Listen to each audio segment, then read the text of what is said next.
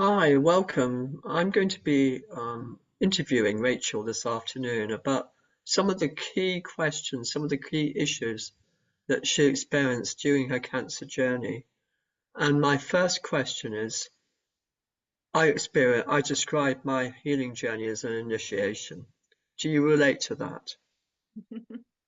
Yeah, it was one of the things that Annie and I connected over, really, wasn't it? Because we've both done work in with shamanic stuff and well, I was doing a lot of work with women's initiations and rites of passage, and it hit me that and actually it made it feel easier to just go, oh, it's just another initiation. This is just another rite of passage. I've got through all the other ones. I can get through this one. And and I remember just how comforting it felt to label it like that, but also surrendering to the journey. I think, labeling it as an initiation really helped me surrender to the journey, which could have ended in death, which is the biggest initiation of all. But it was, yeah, I think for me, it was that, real surrender to, it's initiation, it's the hero's journey, the heroine's journey, and I'll come out the other end transformed, and it can only be good. I think I just felt like it can only be good. It's amazing. And did you feel it was a wake-up call? Absolutely, massive wake up call. I mean, I know people who say they get cancer and it won't change them, and I just was like, this something has to change, and I really felt like I didn't change enough with the first diagnosis, which is why I got the bigger. It was almost like the slap around the face of like, the cancer spreading to my ovaries and my womb. And it was just like, okay, I need to dig deeper and I need to make more changes, even more, and really surrender. And I, to the point where I sold my business, I let go of pretty much everything. And then, when I got the all clear, I was a bit like, God, what am I going to do now? But it was beautiful Yeah. because there's Mm. another layer of surrender in that, of like, well, I choose life. I'm choosing to really live. What am I going to do? And what came up for me were the words beauty, joy, and love. And if they haven't got beauty, joy, and love in them, I don't want to do them. My life has to be about beauty, joy, and love now.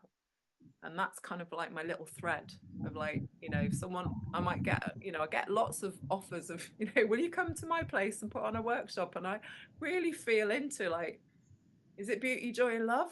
No, it's hard work, or it's, it's not the right place, or it's not the right person. It has to really feel like there's a flow for me to say, have a big yes. You've got to have a big yes. Mhm. That's beautiful. I'm really feeling that. And I think for me, I also got play had to be the one as well. I'd been too serious most of my life, so that was really interesting. Yeah, me Um, too. yeah, people always ask, what did you do to heal? They ask everybody, and they think there's some sort of set prescription, you know? Um, but what did you do? What did you do? Do you see everyone's package as different? Absolutely. And I think that's, the work that Annie and I both do if we're mentoring anyone or supporting anyone with cancer. It's like you can't just copy what someone else did, because that was their journey and that's what they needed to do. And I think I learned that quite quickly. I didn't watch all of it, but I watched some of the Truth About Cancer series. And from that, you just see that, there's people who heal through laughter. There's people who heal through their diet, and there's people who heal through forest bathing. It's like that. And how do we know that that's the thing that healed us? It's like when people ask me now what healed you, I kind of, my little answer is joy. I found my joy. But I'm pretty sure the green juices and the chemotherapy and the mistletoe and the dancing and the being held by my sisters and my family, and you know that whole package was what worked for me. And it may not, that may not be what works for someone else. Maybe for someone else it's, their sound healing every single week, and their reiki, and their, or fixing their relationship with their mother, or it's like, could be anything. But I do Yeah, think cancer is emotional. I do think, you know it's a disease of emotion that manifests in the body. So Whether that's stress or anxiety or past wounding from being a child or all of that. yeah. Yeah. So do you have any top tips, things that everyone needs to do for a cancer diagnosis Oh, or not? well, I think I would, just going on from what I just said, is like really look at your emotional state.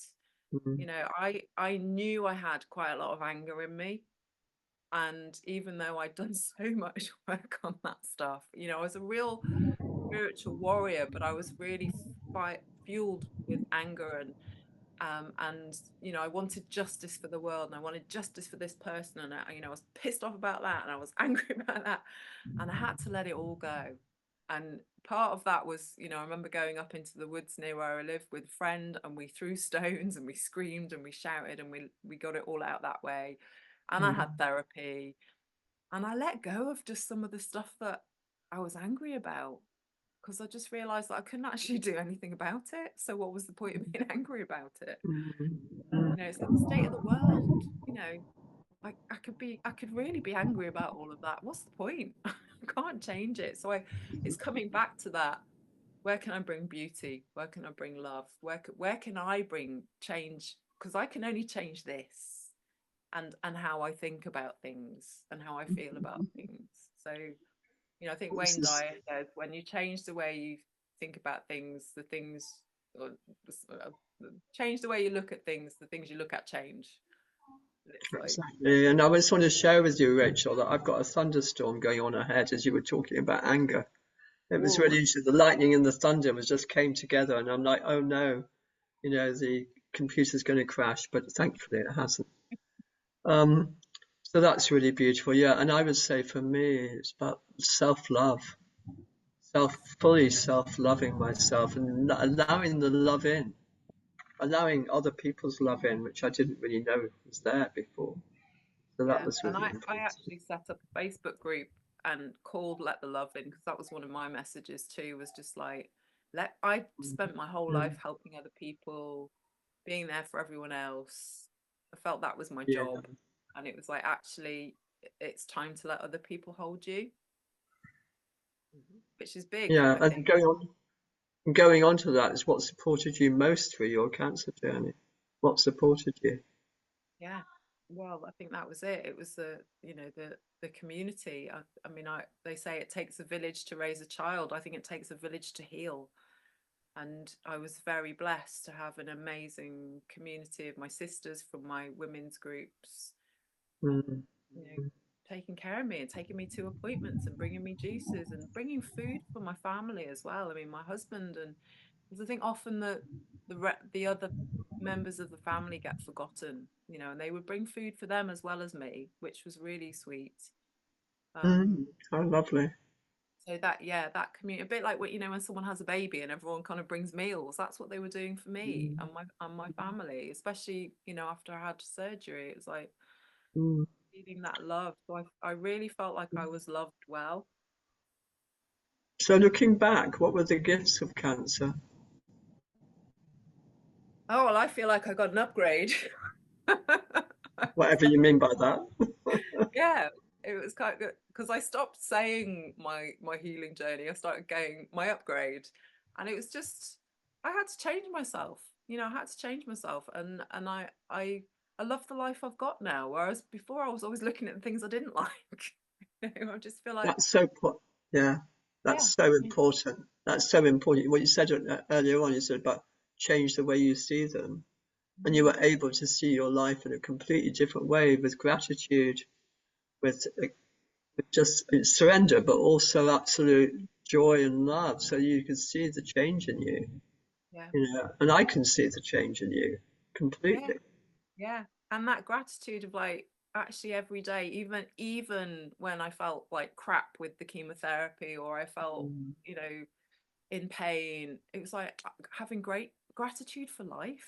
Today's mm, another day to have an adventure. Today's another day to do service. Today's another day for, you know, to sit in the garden with my angels or with the tree, or, you know, it's like I kind of almost went you could say into an imaginal world, but actually for me it's real. You know, those angels, the tree spirits, the ancestors, you know, that's my spiritual path. And I remember sharing it with Sophie Savage, and she was like, Rachel's a spiritual warrior.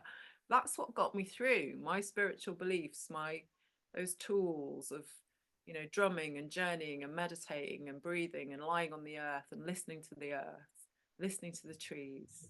You know, I remember having chemotherapy, and they at the same time they felled the woods outside my house, and I was kind of like, wow, if nature's not mirroring what's going on in my body, it felt very synchronistic that that happened at that time. It was just kind of like, Yeah, I'm feeling that. I'm really feeling that. So, what we want to do in this retreat is to really share our journeys with you, share what we learned, and offer you these tools that will help as well. So, so we're taking you on a journey. We're taking you on an absolutely beautiful healing journey for those 5 days. And yeah, absolutely. So thank you so much for listening, and we hope that you will contact us. Please do. Thank you. Bye bye. thank you, thanks, Annee.